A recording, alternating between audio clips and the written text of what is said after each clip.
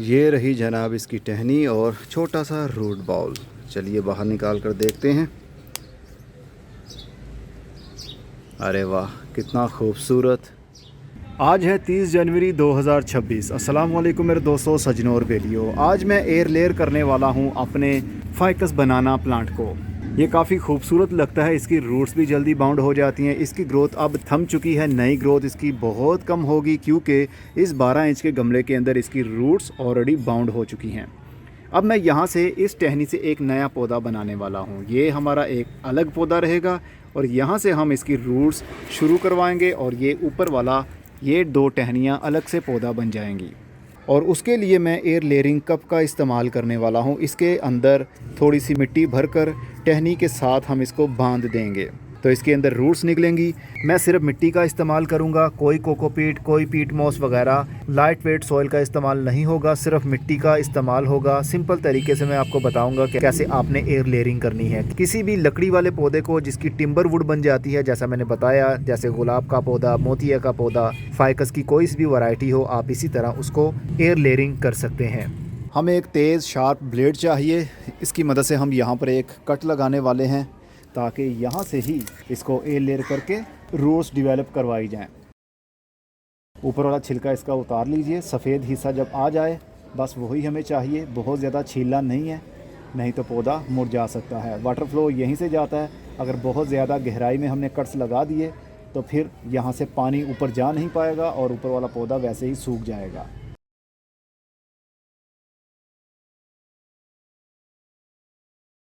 इस मिट्टी को थोड़ा सा हम और गीला कर लेंगे।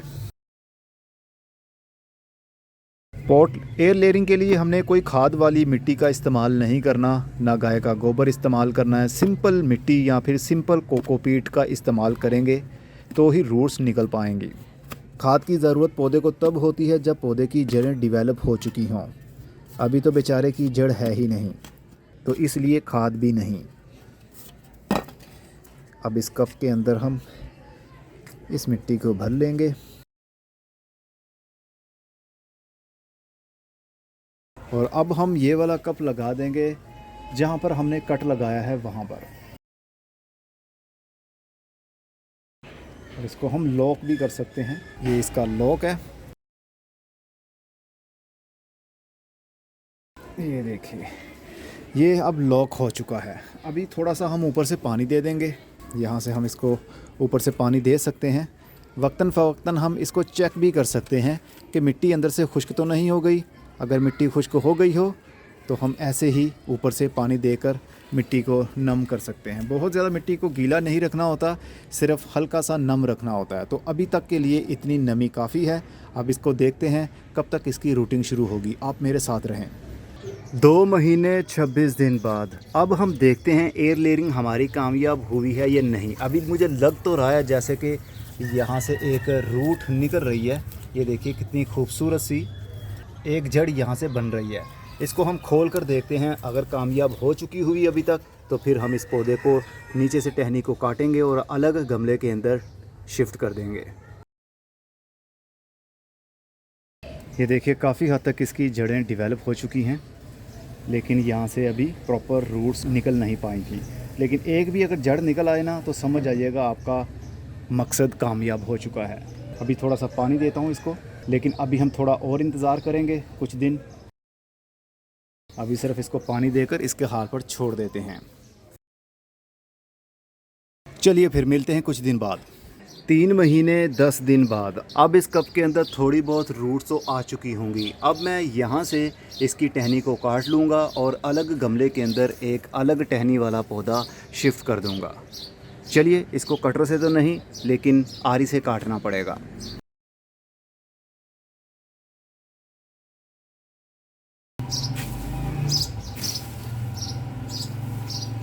ये रही जनाब इसकी टहनी और छोटा सा रूट बाउल। चलिए बाहर निकाल कर देखते हैं।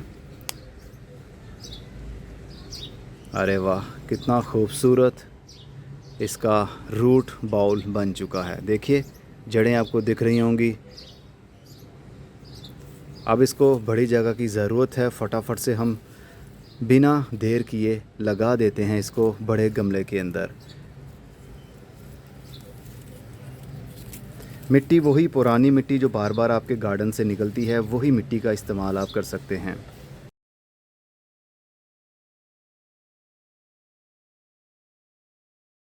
ऊपर वाले पौधे का अभी काफ़ी वेट बढ़ चुका है क्योंकि टहनियाँ भी मोटी हैं, पत्तों का वज़न भी है, इसलिए हम इसको अच्छे से मिट्टी में दबा देंगे।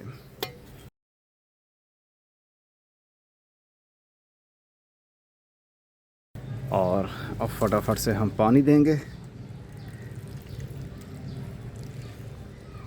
ताकि जड़ को पानी की कमी बिल्कुल ना हो। ऊपर इतना बड़ा पौधा छोटी सी जड़ ने संभाला हुआ है, तो पानी की कमी बिल्कुल नहीं होनी चाहिए, नहीं तो ऊपर वाली टहनियाँ और ये जो पत्ते हैं आपको दिख रहे हैं हरे हरे से, ये सारे के सारे एक टाइम में मुरझा जाएंगे। अभी वीडियो कंप्लीट नहीं हुई जनाब, अभी हमने इसको कुछ दिन के लिए रखना है शेडी एरिया में। जब शेडी एरिया में रखेंगे, जब तक पौधे की नई रूट्स डेवलप होनी हैं, तब तक इसको शेडी एरिया में ही पड़ा रहने देंगे, क्योंकि जो फीड इसको मिल रही थी वो मदर प्लांट से मिल रही थी, बड़े पौधे से मिल रही थी, लेकिन अब वो ब्रांच कट चुकी है। छोटा सा जड़ों का जाल इस टहनी के साथ है, इसलिए इसका बोझ अभी वो उठा नहीं सकती, तो इसलिए शेडी एरिया में रखना पड़ेगा ताकि पौधा ऊपर से स्ट्रेस में ना जाए। चलिए फिर मिलते हैं कुछ दिन बाद। 4 महीने 8 दिन बाद अब हमारे पौधे को शिफ्ट किए हुए काफ़ी दिन गुजर चुके हैं। अब देखिए नए नए पत्ते आने लगे हैं, इसका मतलब कि इसकी रूटिंग इस गमले के अंदर भी अच्छे से शुरू हो चुकी है।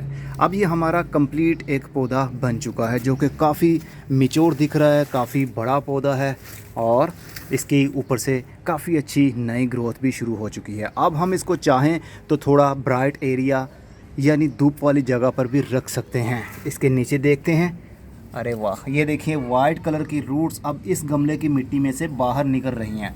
तो ये हमारा कामयाब हो गया। और जब इसको मैंने इस गमले के अंदर ट्रांसप्लांट किया था, उसके दूसरे दिन ही मैंने दोबारा से एक और टहनी को एयर लेयर करने के लिए यहाँ पर कप बांध दिया था। तो अब ये भी कुछ हफ्तों के बाद में रूटेड हो जाएगा। फिर हम इस टहनी को यहाँ से काटेंगे और अलग से पौधा बना लेंगे। जहाँ से हमने ये काटा था वो देखिए वो लकड़ी वहाँ से सूख चुकी है। तो इसी तरह कुछ हफ्तों के बाद यहाँ से काट लूँगा, फिर हमारी ये 2 टहनियाँ रह जाएंगी, फिर इनको भी आगे से मैं इसी तरह एयर लेयर करूँगा। तो इस तरह हमारे पास एक पौधे से कितने ज़्यादा पौधे बन सकते हैं आप ख़ुद अंदाज़ा लगा सकते हैं।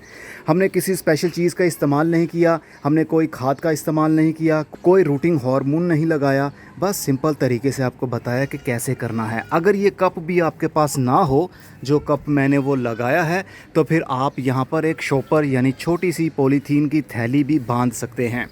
बस उस थैली के अंदर जो मिट्टी भरेंगे उसके अंदर मॉइस्चर कायम रहना चाहिए। अगर मॉइस्चर कम होता है तो सिरिंज की मदद से आप उस शॉपर में पानी ऐड कर दिया करें जब मिट्टी खुश्क दिखे। बस इसकी और कोई केयर नहीं है, कोई ख़ास सीज़न भी नहीं है। इसी तरह आप भी अपने पौधों को, जो टिम्बर वुड पौधे हैं, चाहे वो फल देने वाले हों चाहे वो फूल देने वाले हों, सभी पौधों को इसी तरह आप एयर लेयर कर सकते हैं। अगली वीडियो में फिर किसी नई इन्फॉर्मेशन के साथ मिलूँगा, तब तक अपना बहुत सारा ख्याल रखिएगा। खुदा हाफिज़।